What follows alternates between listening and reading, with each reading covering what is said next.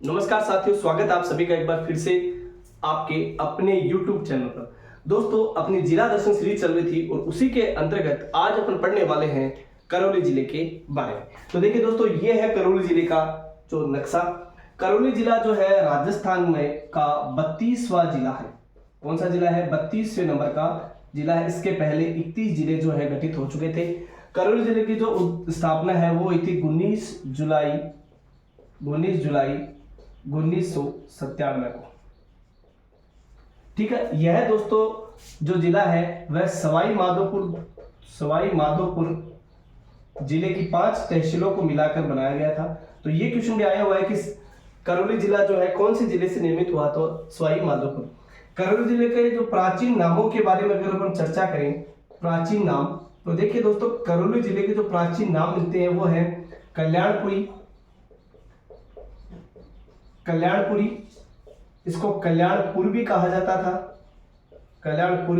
था। इसके अलावा इसको डांग की रानी भी कहा, क्योंकि डांग क्षेत्र के अंतर्गत आता है ये। तो डांग की रानी, कल्याणपुर और कल्याणपुरी। इसकी स्थापना की अगर बात करें, करौली जिले की स्थापना की, तो स्थापना जो है यहाँ पे 1348 में एक शासन हुए थे अर्जुन पाल। ठीक है, अर्जुन पाल यादव वंशीय शासक थे। अर्जुन पाल, इन्होंने इसकी स्थापना की थी करौली जिले की, यानी करौली नगर की। और ये जो एक नदी थी यहाँ पे, उस नदी का नाम है भद्रावती नदी। कौन सी नदी? भद्रावती नदी। तो इसके किनारे ये क्वेश्चन भी आया हुआ है कि करौली जिला कौन सी जो है नदी के किनारे पे स्थित है? तो भद्रावती नदी के। देखिए दोस्तों, यहाँ पे जो प्राचीन काल में जो शासक था वो था यादव वंश का शासन था। और यादव वंश के 1040 में विजयपाल यादव हुए थे, उन्होंने इसकी स्थापना की थी, यानी इस वंश की स्थापना जो है यहाँ पे की थी। बात करते हैं शुभंकर की। तो देखिए दोस्तों, हर जिले को एक शुभंकर दिया गया है पर्यटन विभाग द्वारा। तो जो है करौली जिला, इसको घड़ियाल, इसका शुभंकर है घड़ियाल। और एक परिवहन विभाग द्वारा नंबर दिया जाता है, आरजे नंबर। तो करौली जिले को जो आरजे नंबर है वह है 34। जैसे जयपुर का 14, सीकर का 23 और झुंझुनू का 18, उसी तरह से आरजे 34 जो है वो कहाँ का है? यहाँ का, करौली का। यहाँ पे जो प्रमुख नदियां हैं उनकी अपन चर्चा करते हैं, नदियों की। तो यहाँ पे देखिए प्रमुख नदी जो है वह है चंबल, इसके अलावा गंभीरी, ठीक है, इसके अलावा कालीसील और इसके अलावा पार्वती। देखिए दोस्तों, गंभीरी नदी है, यह इसके किनारे महावीर जी का मंदिर बना हुआ है।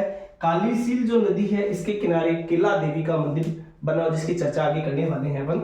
गंभीरी जो नदी है दोस्तों, यह 5 नदियों के संगम से बनती है। इसके 5 नदियों का जल इसमें गिरता है। इसका नाम है आडा, दूसरा है माची, तीसरी है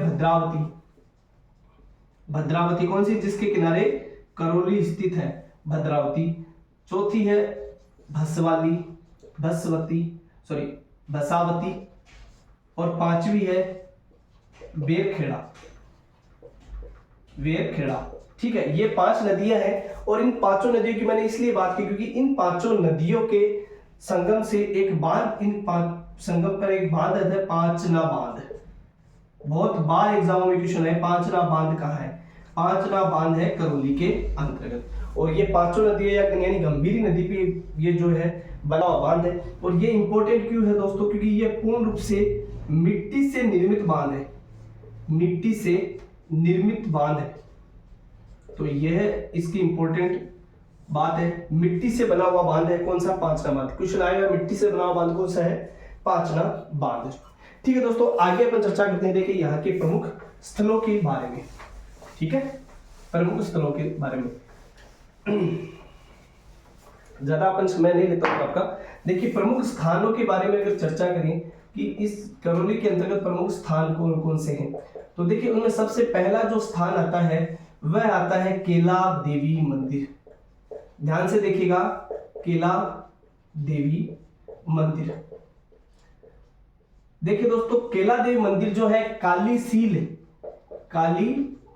नदी के किनारे बना हुआ है।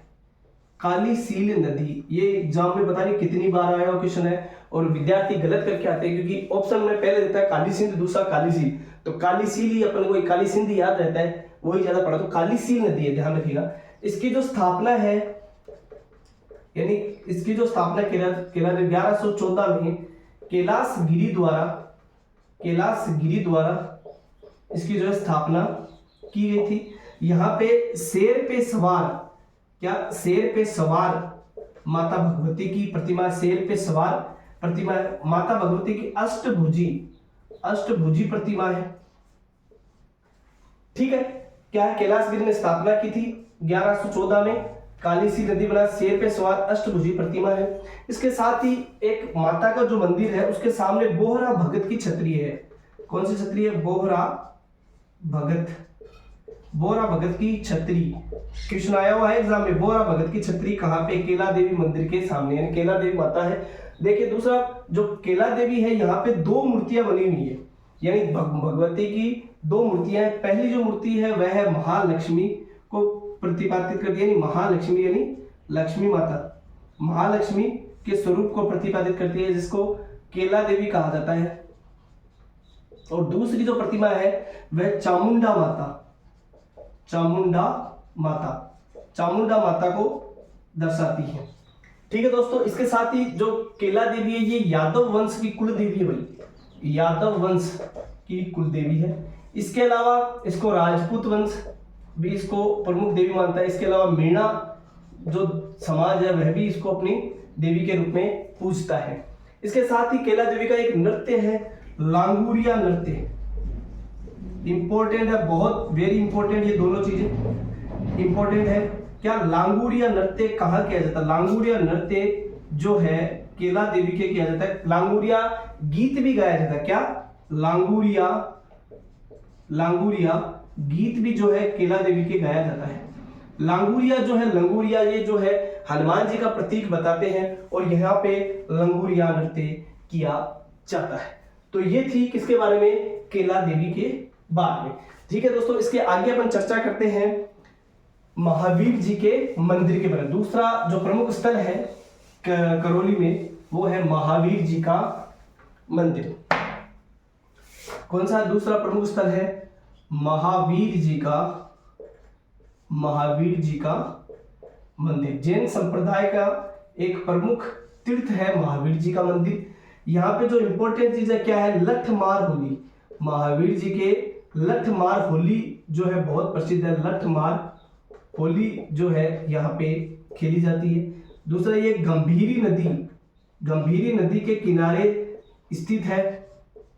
तीसरा इसका जो मंदिर का निर्माण किया था वह